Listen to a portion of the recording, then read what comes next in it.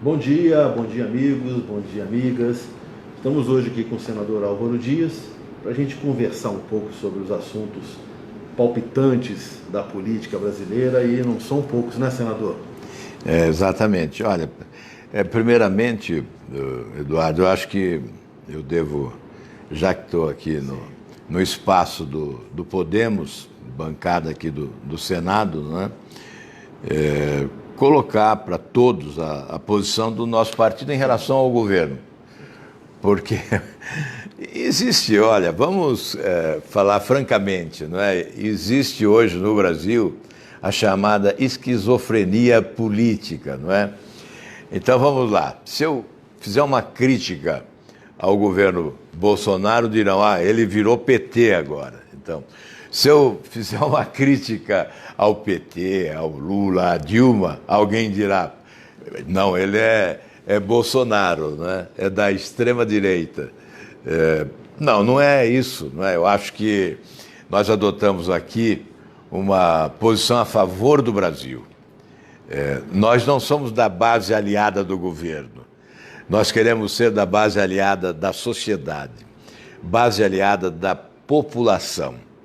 E com isso nós temos que, às vezes, criticar o governo, uma crítica construtiva, com o objetivo de corrigir rumos, né, de apontar caminhos, e de outro lado nós temos que defender, elogiar, aplaudir, até para estimular os acertos do governo. Então, essa é uma postura de absoluta sinceridade em relação àqueles que nos acompanham.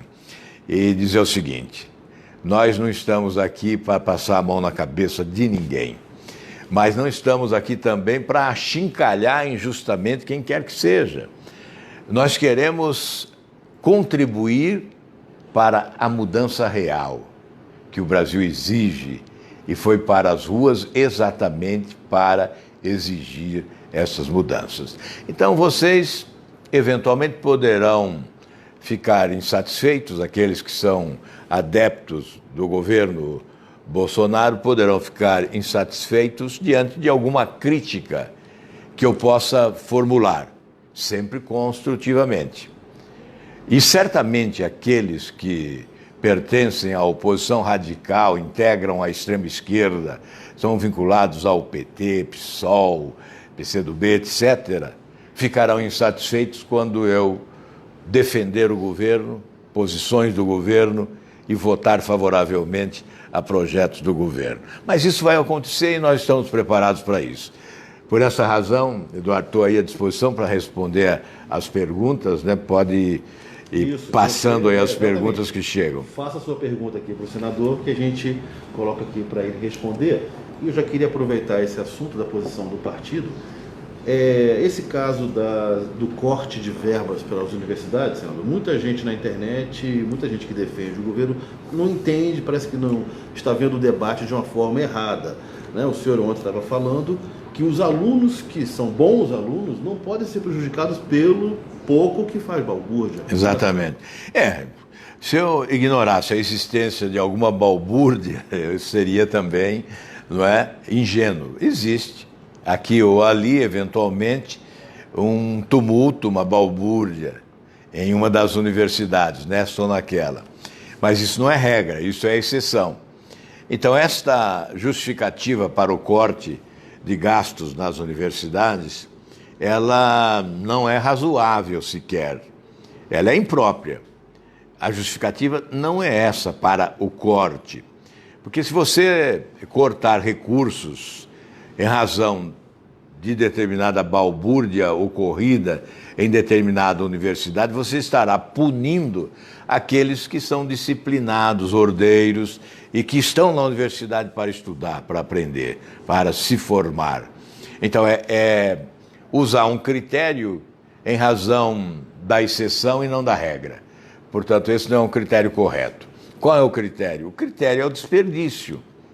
Onde há desperdício, tem que haver corte.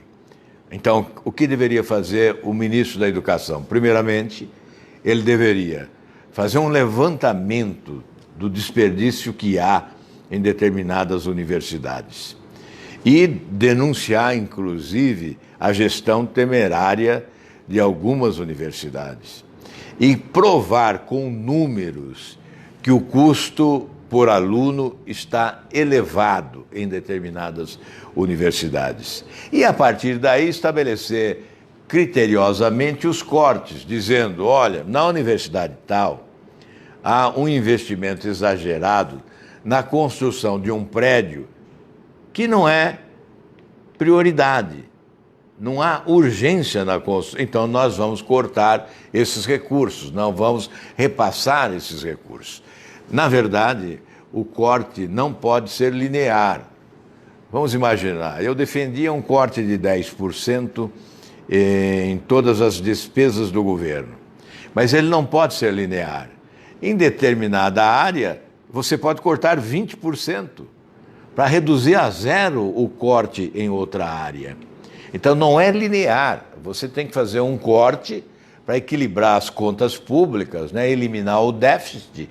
E o cálculo que nós fizemos é que com 10% do total de despesas, com um corte de 10% do total de despesas, nós eliminaríamos o déficit de 139 bilhões deste ano. E no próximo ano, sim, aí faríamos um ajuste estrutural a partir do orçamento base zero, avaliando o desperdício em cada área do governo, nós cortaríamos mais de 10% no segundo ano e com isso daríamos a virada de déficit para superávit. Esse é o nosso pensamento. O que eu ressaltei também é que quando a ex-presidente Dilma cortou recursos do FIES, cortou bolsa do CNPq, cortou recursos das universidades, cerca de 30 bilhões, se não me falha a memória, não é? Esses estudantes não foram para as ruas. A UNE não se manifestou. Portanto, este vínculo ideológico compromete a sinceridade de determinadas manifestações. Então, hoje há necessidade de discutir, de debater esses cortes que o governo está promovendo nas universidades e de estabelecer critérios adequados, não é? Mas nós não podemos condenar apenas liminarmente, né, preliminarmente, nós não podemos peremptoriamente condenar cortes. Só não podemos aceitar cortes no que é essencial. Cortes na pesquisa, cortes em laboratórios, cortes no salário de professores, enfim, o funcionamento da universidade não deve ser comprometido com os cortes. Os cortes devem se dar, repito, em razão dos desperdícios existentes. Ok, senador. Tem muita gente perguntando aqui sobre a reforma da Previdência, como a Márcia Maria. Se o senhor apoia a reforma da Previdência, outros também estão perguntando nesse mesmo sentido sobre esse projeto de reforma da Previdência. O que o senhor acha desse projeto, senador? Apoiar a reforma da Previdência é inevitável. Agora, o que é preciso discutir, que reforma é essa, né? Nós temos que questionar alguns capítulos desta reforma.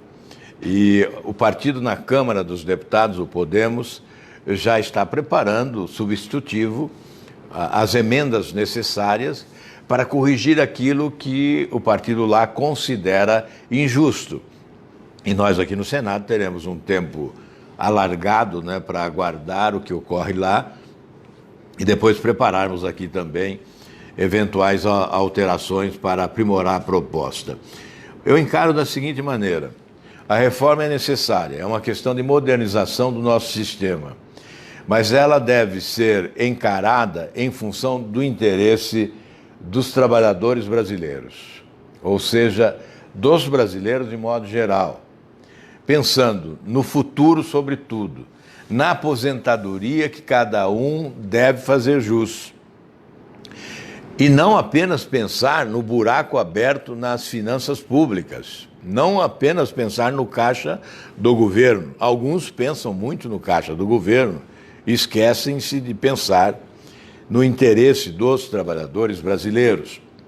É fundamental compatibilizar os interesses. Obviamente, o interesse do governo fica em segundo plano. Em primeiro plano, o interesse dos trabalhadores, dos brasileiros, dos aposentados. Nós nos preocupamos com as contas públicas, sim, mas devemos ter critério. Essa conta que fazem precisa ser bem explicitada. A conta do resultado. Então dizem, 1 trilhão de economia em 10 anos. Mas como? Quais são as premissas para este cálculo? Não é? Como o governo chegou a este número? Tem que explicar isto para a população. Aí eu vou dizer, poderia ser 2 trilhões, né? 1 trilhão? 1 trilhão em 10 anos, ele desaparece em 2 anos, com o déficit nominal, que hoje é de 517 bilhões.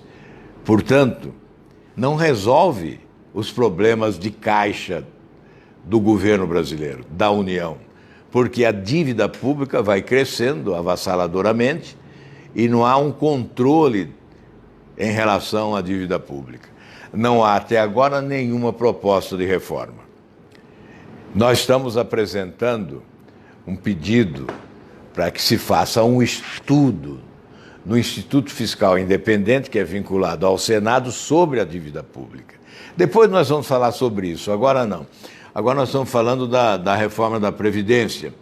Então, nós temos que considerar que esse cálculo apresentado pelo governo é falho porque ele não apresenta as premissas básicas para chegar a esta conclusão. E de outro lado, quando se fala no déficit, eu vou colocar aqui números de 2016. Um déficit da Previdência. Eu pedi agora a atualização desses números. O nosso assessor, o Minaré, já está trabalhando para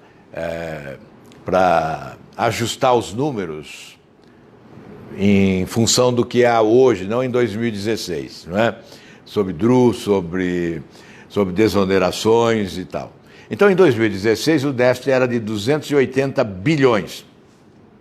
Ocorre que a responsabilidade por esse déficit, em boa parte, veio das desonerações. As desonerações reduziram a receita da Previdência Social em 144 bilhões de reais. E também a DRU. A DRU foi responsável por 92 bilhões de reais menos no sistema previdenciário brasileiro. Então, se nós somamos 4,26, 4 e 9, se nós somamos e retiramos lá do 280 bilhões, os 144 mais o 92, nós ficamos com 22 bilhões de déficit. Portanto, um déficit bem inferior, não é 280 bilhões, são 22 bilhões, não é? de déficit. E aí ficaria mais fácil uma reforma, readequar os números, as contas, acertar as contas, eliminar o déficit, sem avançar demais nos direitos adquiridos dos trabalhadores brasileiros. Então, essa é a nossa posição sobre Previdência.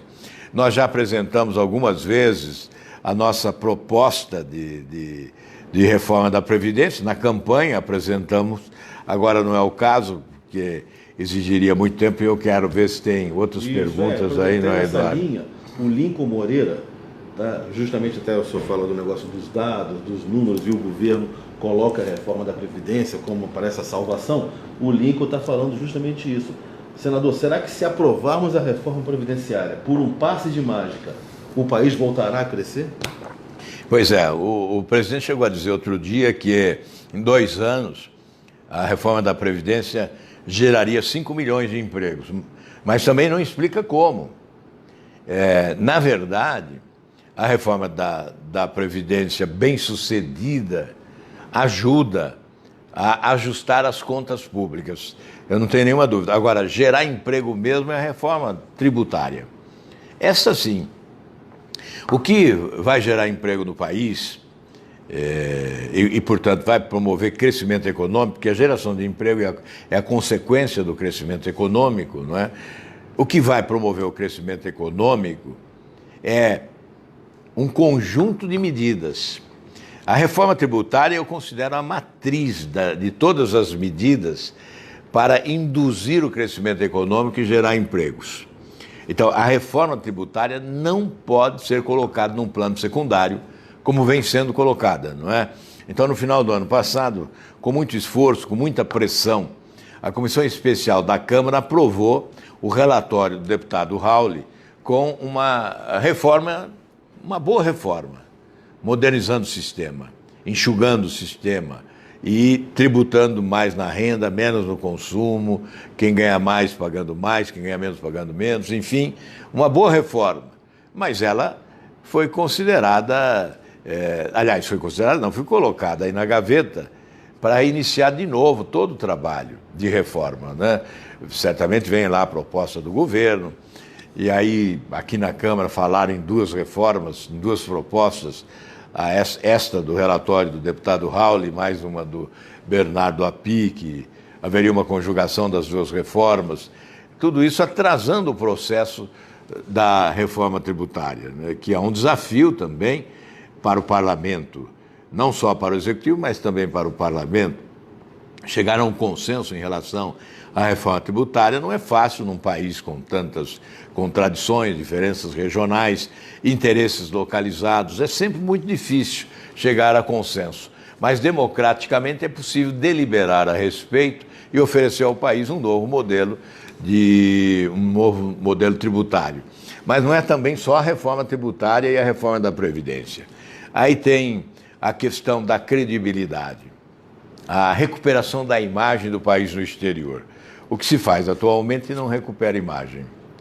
Nós estamos assistindo a alguns percalços, o fogo amigo sendo acendido a todo momento, não é? Na verdade, esses conflitos internos, de interesses, tudo isso tem contribuído para, lamentavelmente, piorar a nossa imagem no exterior. E nós precisamos recuperar a imagem para atrair de volta os recursos que foram embora, expulsos daqui pela corrupção. É por isso que eu tenho colocado também como prioridade a reforma da legislação criminal com um pacote anticrime, antiviolência e anticorrupção. Isso é essencial para recuperar a imagem do Brasil no exterior e trazer de volta os recursos que foram embora. Ainda tem a burocracia exagerada, a desburocratização é fundamental, e a reforma do sistema federativo, que tem que vir acoplada à reforma tributária, especialmente no que diz respeito à distribuição dos recursos arrecadados, porque hoje nós comprometemos demais os estados e os municípios com a política egoísta do poder central do governo da União. Eu falo, por exemplo, das desonerações, já citei os prejuízos das desonerações para o sistema previdenciário e cito agora o prejuízo para os estados e municípios.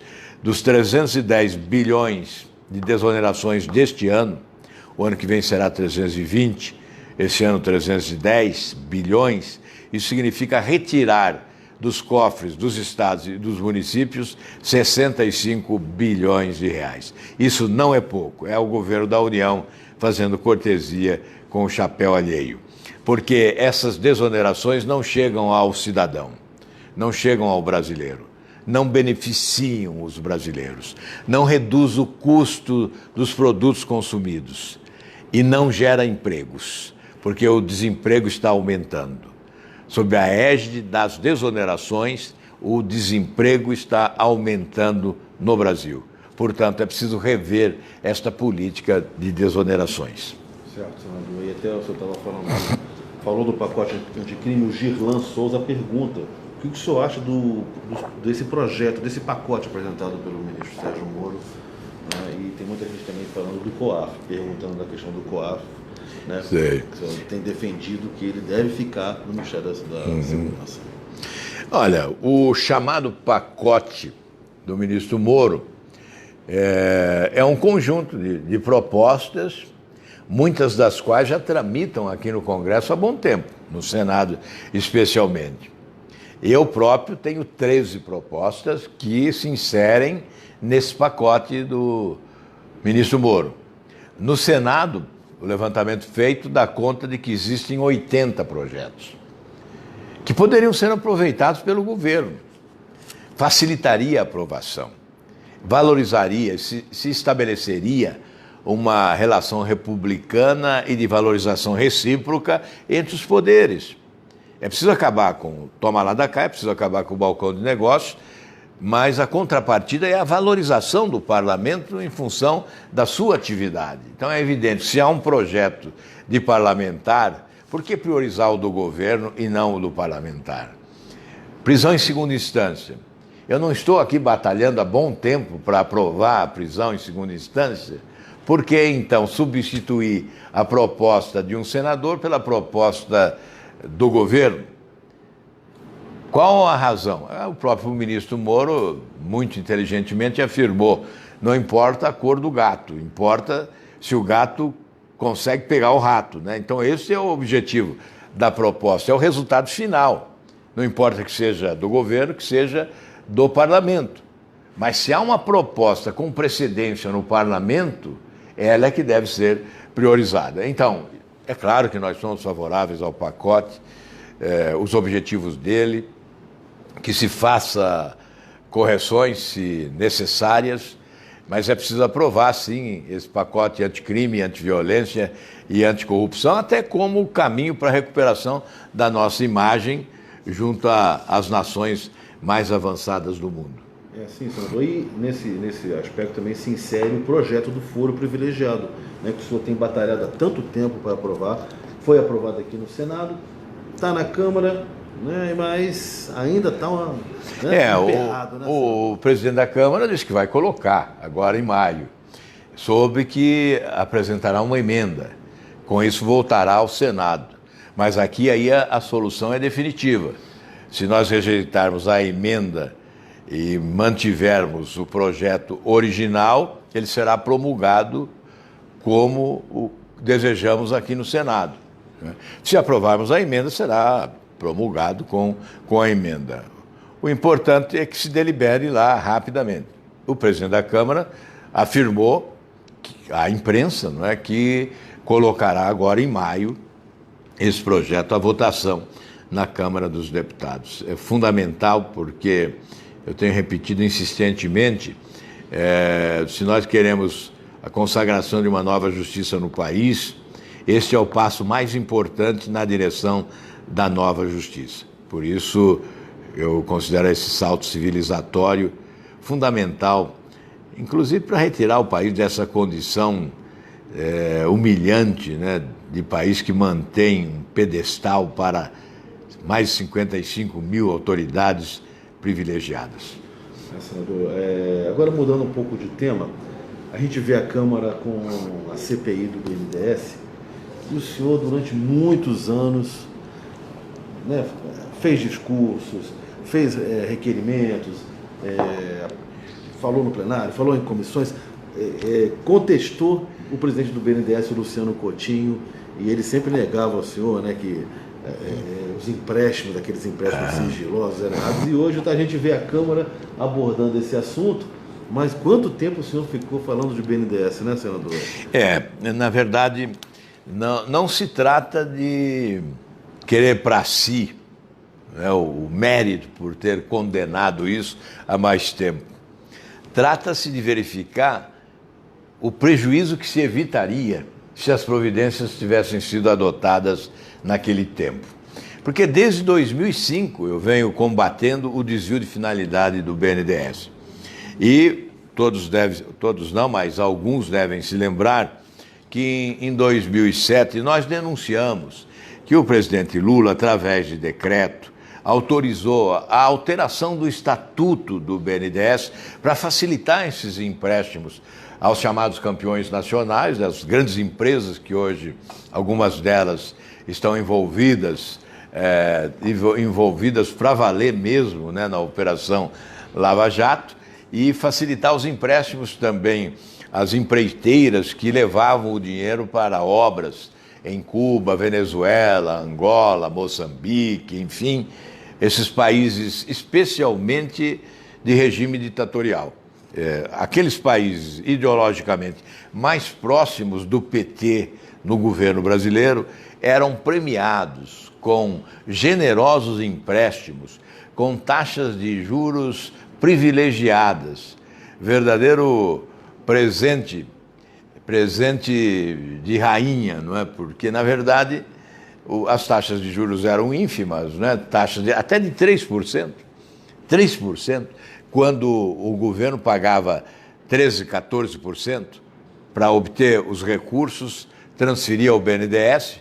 Eu sempre falei o número, né? Foram, em 8 anos, 716 bilhões de reais transferidos pelo governo do Tesouro ou do FAT e FGTS, dinheiro, portanto, dos trabalhadores brasileiros. O governo ia no mercado buscar o dinheiro, buscou 478 bilhões nesse período, pagando taxas de 13%, 14%, 15%, e levava ao BNDES, e o BNDES emprestava com taxa de juros de 3% a 5%. Então veja a diferença, e o povo brasileiro pagando esta diferença, que até o ano retrasado, né, o governo pagou 115 bilhões de reais na equalização das taxas de juros, essa diferença das taxas de juros, e terá que pagar até 342 bilhões de reais até o ano de 2040. Veja o rombo que fizeram, o prejuízo que deixaram para o Brasil. Portanto, se nós tivéssemos sido ouvidos lá atrás, quando queríamos fazer CPI, quando ingressamos com mandato de segurança junto ao Supremo para revelar os empréstimos sigilosos, porque até essa inovação ocorreu no Brasil. Eles inventaram o chamado empréstimo sigiloso, só aqui. Banco público, dinheiro público emprestado a outra nação, sigilosamente. Aí a justificativa do senhor Luciano Coutinho é que o governo brasileiro respeitava a legislação daqueles países. E eu disse a ele, mas como?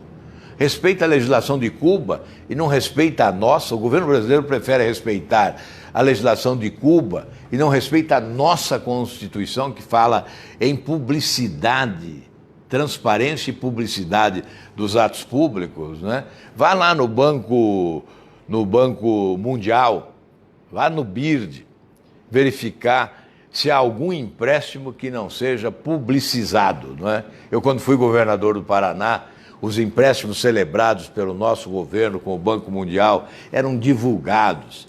Taxas de juros, prazo de carência, retorno. Fazia-se a conta do retorno para justificar a celebração do empréstimo. E aqui não, sigiloso. É tudo sigilo, é tudo falcatrua, é tudo malandragem, é tudo picaretagem, é propina. O propinóduto foi instalado aqui, um propinoduto foi instalado em Brasília, não é, para operar e beneficiar alguns. É por isso que no debate da campanha eleitoral eu disse que o PT se especializou em distribuir a miséria e concentrar a riqueza para alguns dos seus líderes, dos seus chefes. E esta foi a nossa realidade vivida nesses anos. E o BNDES, que agora está sentado aí no Banco dos Réus, na Câmara dos Deputados, numa CPI, o BNDES foi um instrumento desta política nefasta adotada pelos governantes do Brasil nos últimos anos.